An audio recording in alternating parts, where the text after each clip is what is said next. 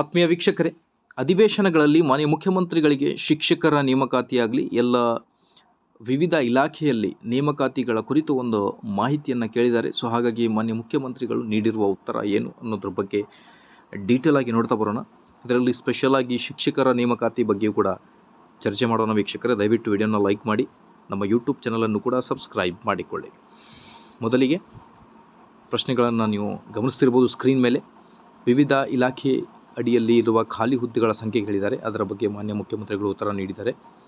So ಈ ಪೈಕಿ ಯಾವ ಯಾವ ಹುದ್ದೆಗಳನ್ನು ಭರ್ತಿ ಮಾಡಲು ಕ್ರಮ ವಹಿಸಲಾಗಿದೆ, ಸೊ ಅದರ ಇನ್ಫಾರ್ಮೇಷನನ್ನು ಕೂಡ ಅನುಬಂಧ 2ರಲ್ಲಿ ಒದಗಿಸಿದೆ.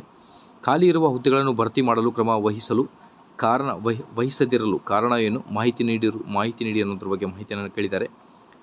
ಸೊ ಈ ಖಾಲಿ ಹುದ್ದೆಗಳನ್ನು ಯಾವ ಕಾಲಮಿತಿಯಲ್ಲಿ ಭರ್ತಿ ಮಾಡಲು ಕ್ರಮ ವಹಿಸಲಾಗುವುದು, ಖಾಲಿ ಹುದ್ದೆಗಳನ್ನು ಭರ್ತಿ ಮಾಡಲು ವಿಳಂಬವಾಗುತ್ತಿರುವುದರಿಂದ ನಿರುದ್ಯೋಗ ಯುವಕ ಯುವತಿಯರ ವಯೋಮಿತಿ ಮೀರುತ್ತಿದ್ದು ವಯೋಮಿತಿ ಸಡಿಲಿಕೆ ಮಾಡಲಾಗಿದೆ ಅನ್ನೋದ್ರ ಬಗ್ಗೆ ಕೇಳಿದ್ದಾರೆ.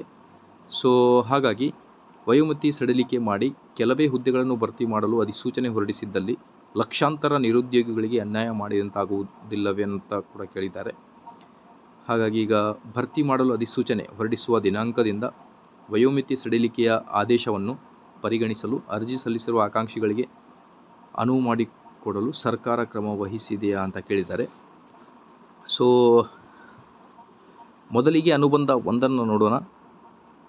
ಇಲಾಖಾವಾರು ಹಾಗೂ ವರ್ಗವಾರು ಖಾಲಿ ಇರುವ ಹುದ್ದೆಗಳ ಸಂಖ್ಯೆ ಹೇಳಿದ್ದಾರೆ. ಮೊಟ್ಟ ಮೊದಲಿಗೆ ನೋಡಿ, ಶಾಲಾ ಶಿಕ್ಷಣ ಮತ್ತು ಸಾಕ್ಷರತಾ ಇಲಾಖೆ ಶಿಕ್ಷಕ ಆಕಾಂಕ್ಷಿಗಳು ವೆಯ್ಟ್ ಮಾಡ್ತಾ ಇರೋದು, ಕುತೂಹಲದಿಂದ ಕಾಯ್ತಾ ಇರುವ ಶಿಕ್ಷಕರ ನೇಮಕಾತಿ ಕುರಿತು ಅಧಿಸೂಚನೆ ಕುರಿತು.